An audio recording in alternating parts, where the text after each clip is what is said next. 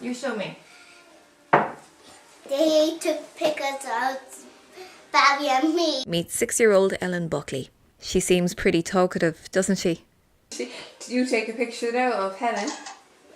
Go on, lift it up. Should I smile? Yeah. Can you believe just 1 month ago, she didn't speak? No. And now you. Cheese. You get a good one? Cheese.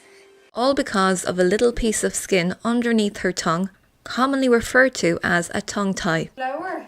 Yeah. We need flour for what? What do we need flour for? Ellen's mother, Emma, explains when her firstborn started having difficulty. She was 2.5 and she was diagnosed with epilepsy, so that's where the journey began, I suppose, you know. And she had been losing words. She'd started talking very early, but she had been losing words from the age of 2. So nothing else was noticed, a little flicker in the eye, that was it. And then at 2.5 had a big tonic-clonic in her bedroom in the middle of the night and was diagnosed 12 hours later. So from there her speech was nil. I mean, it just diminished completely. Here you can see a tongue tie just like Ellen's. Her condition went undiagnosed for 6 years. Since Ellen had her tongue tie released just a month ago, her mum Emma says she's made incredible progress. Since the operation there was not even a month ago, she's a different child, and I can say that absolutely, you know. And you can see it in her, she's happier and her tongue is freer. You can see it physically, but I mean you can hear it in her, and everybody is just going on about how chatty she is. She's like me now, she just chats and chats and chats, never stops. What surprise could we get? What can we get now again? Dr. McDuffie. Dr. Max Duffin? Yep. And what else? Peppa Pig. Just a few months ago, Ellen was diagnosed by Bridget O'Connor. Bridget explains why Ellen's tongue tie went under the radar. Now we're in a situation where if a baby isn't revised very, very soon after birth, and if it goes under the radar maybe between about 3 months and 12 months, there isn't any hope.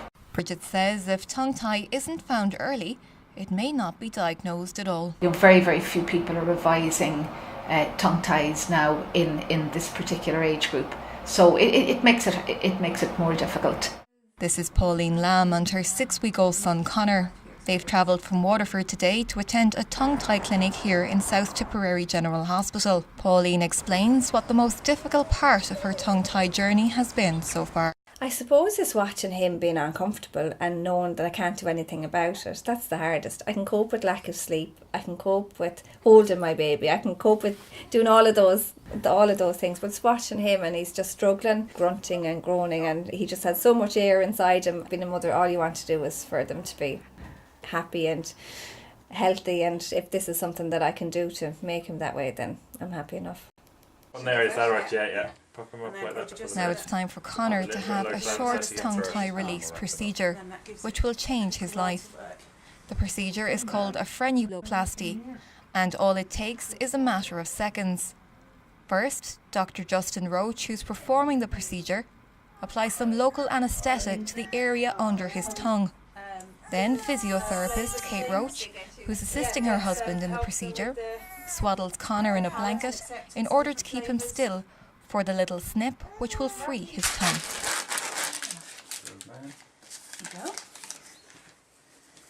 Okie doke. You'll have a look in here. Now, sweetie pie. Yeah. Oh, that's a good boy. Aye. And we're nearly done. That's a good little boy. That's a good little boy. There we go. All done. Superstar. And then it's back to Mum for a Boy. feed. All about it. Thank you. You can feed straight away. Dr. Justin Roach is the only paediatric consultant in Ireland who performs this procedure. He started doing them after 4 of his 6 children were born with the condition.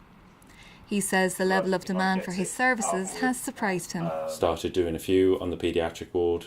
Someone got wind that we were doing it, and next thing I know, there's referrals coming in from lots of different places. So it kind of grew by itself, and that's why we've ended up now kind of doing 2 clinics a week, like that. That wasn't your intention. Oh God, no, far from it, like that. Certainly wasn't my expectation. If tongue tie isn't diagnosed or treated early, it can cause some potentially serious conditions, ranging from sleep apnea to constant digestive issues. Bridget outlines the most common symptoms they see in her clinic. We've had people that have poor bowel movements and tummy problems, reflux, swallowing problems. A lot of them have sleep issues. That's probably the biggest common ground we see.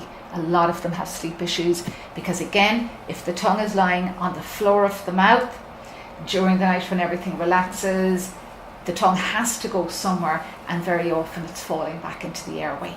Physiotherapist and mother of 6, Kate Roach, says the 4 of her 6 children who had tongue tie each experienced different symptoms. I think between the babies, it probably covered most of the symptoms. I certainly had very painful feeding experiences and excruciating pain that you can't quite describe to someone who hasn't experienced it. I'd also had issues with babies with poor weight gain.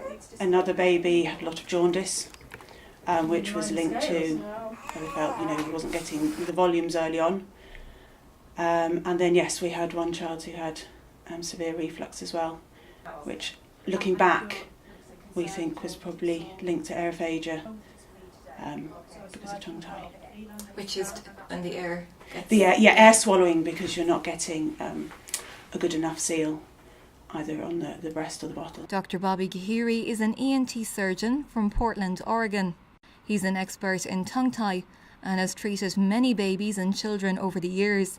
He explains why most medical professionals aren't diagnosing tongue tie.